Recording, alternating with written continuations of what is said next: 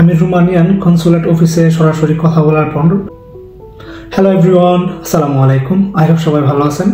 Specially এই ভিডিওটা তাদের জন্য যারা বর্তমানে মালয়েশিয়াতে আছেন এবং মালয়েশিয়া থেকে ইউরোপের যে কোনো একটি দেশে মুভ করতে যাচ্ছেন এবং তারপর সেখান থেকে সুবিধা মোতাবেক বা সুবিধা অনুযায়ী অন্য কোথাও চলে যাবেন। যে বা যারা এরকম প্ল্যান করতেছেন তাদের জন্য রোমানিয়া হতে পারে একটি বেস্ট অপশন।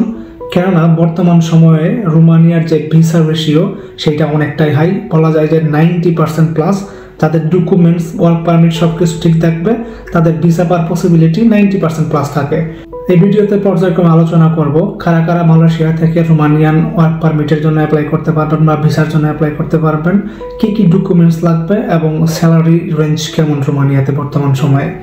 সো প্রথমে জেনে নেওয়া যাক কে বা কারা রোমানিয়ান ওয়ার্ক ভিসার জন্য আবেদন করতে পারবেন মালয়েশিয়াতে।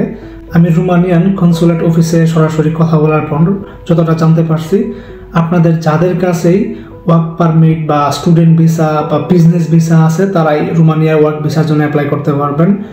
অ্যান্ড অবভিয়াসলি আপনার পাসপোর্ট আপনার কাছে থাকা লাগবে। আপনি যদি কোম্পানিতে জব করেন আর আপনার পাসপোর্ট থাকে যদি কোম্পানিতে, তাহলে হবে না, কারণ রোমানিয়ান এম্বাসিতে আপনার পাসপোর্ট সাবমিট করতে হবে।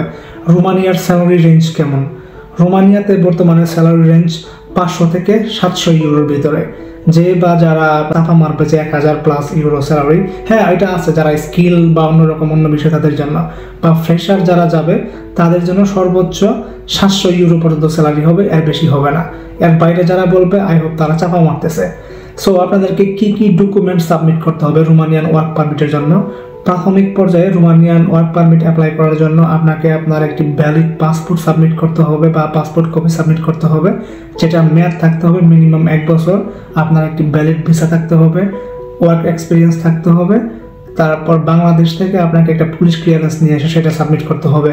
অ্যান্ড যখন আপনি ওয়ার্ক পারমিট রিসিভ করবেন 3 মাস বা 4 মাস পর, আর আপনি যখন মালয়েশিয়ায় অবস্থিত রোমানিয়ান এম্বাসিতে যখন সাবমিট করবেন তার পূর্বে মালয়েশিয়া থেকে মালয়েশিয়ার পুলিশ ক্লিয়ারেন্স আপনাকে সংগ্রহ করতে হবে এবং সেটিও এম্বাসিতে সাবমিট করতে হবে।